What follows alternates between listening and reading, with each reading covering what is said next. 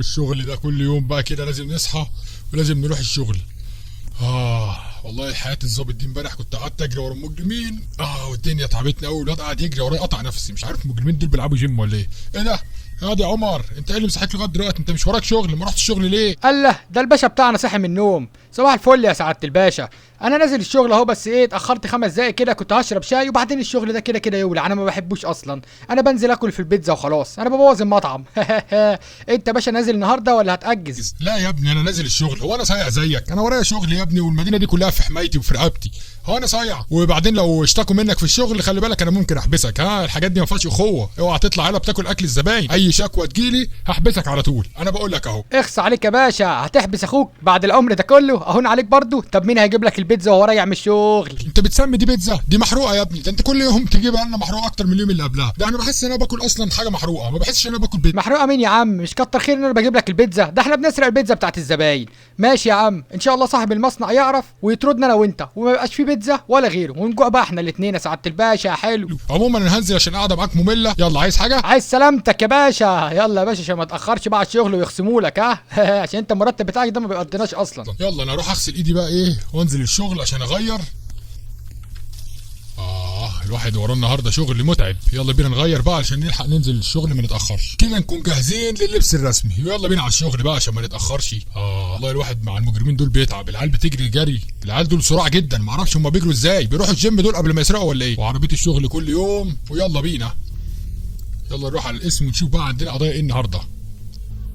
يلا بسرعه اخويا نزل، تعالوا نغير بقى اللبس ده ونلبس لبس الحراميه.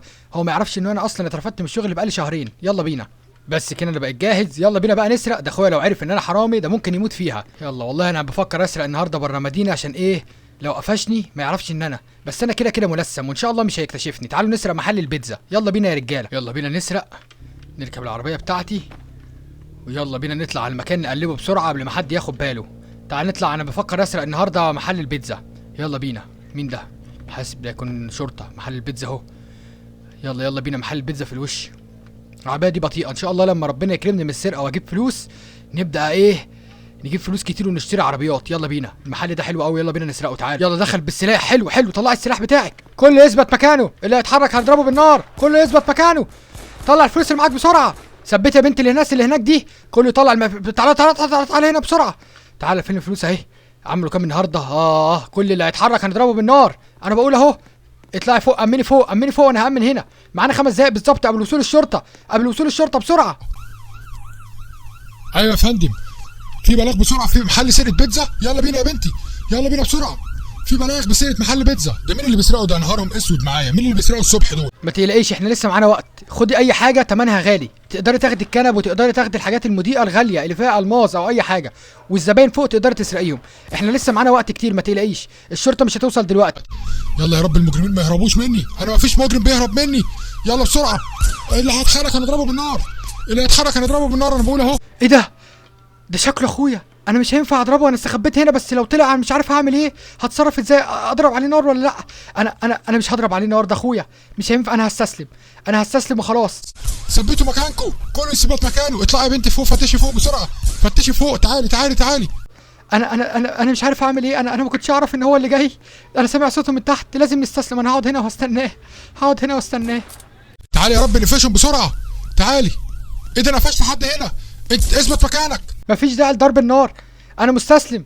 اوعى تتحرك، اثبت مكانك يا مجرم. انا مستسلم. ارمي سلاحك، ده اخويا، مش هينفع نضربه. اللي هيتحرك هضربه بالنار. انا مستسلم يا باشا. انا بس انا ما كنتش بسرق، انا بس كنت جاي اشوف الديكور بتاع المحل محتاج يتغير. انا مهندس ديكور اصلا يا باشا. انا مهندس ديكور، انا مش حرامي. كويس انك سلمت نفسك، لان انت عارف العقوبه اللي انت هتتعرض لها دي عامله ازاي. وكويس ان انت رافع ايدك ومستسلم. يلا بينا بقى يا حبيبي انتوا الاثنين على البوكس. وريني كده القناع ده. ايه ده؟ عمر انت حرامي؟ انت مش مفروض في شغلك في البيتزا. انا اسف ان انا خذلتك. انا شغال حرامي بقالي فتره، بس ارجوك ما تسلمنيش. انت ايه اللي جابك هنا؟ انت جيت بالغلط صح؟ قول ان انت جيت بالغلط، وان البنت اللي معاك دي مش حراميه. قول ان انتوا هنا بالغلط وانا همشي. انا مش عارف اعمل ايه. انا مش هينفع اضربهم بالنار. ارجوك. يلا بينا نمشي بسرعه، دول اخواتي. يلا بينا نمشي ونقول ان البلاغ ده كاذب. يلا بسرعه. انت هتمشي فعلا؟ طيب كويس. يلا بينا بسرعه، يلا بينا دول نزلوا. يلا قبل ما حد يجي.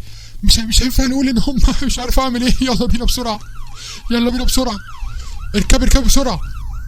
ايوه يا فندم، البلاغ ده يا فندم كان كاذب يا فندم، مفيش سرقه ولا حاجه. ده المحل ده كان انذار كاذب يا فندم.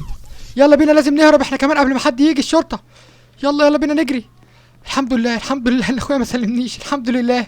قوي اخوك بقى حرامي على اخر الزمن، وكان ممكن يتقبض عليه.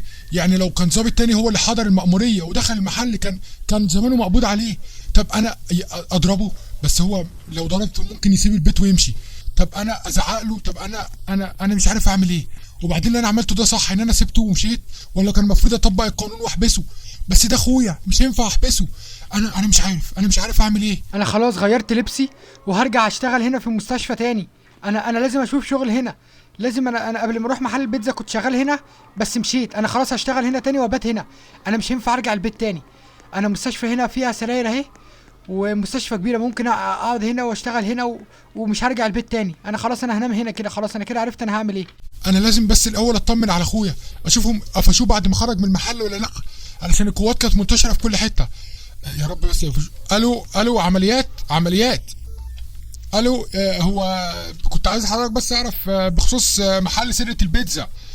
ايوه يا فندم، البلاغ ده يعني وصلتوا للقبض عليه ولا لا؟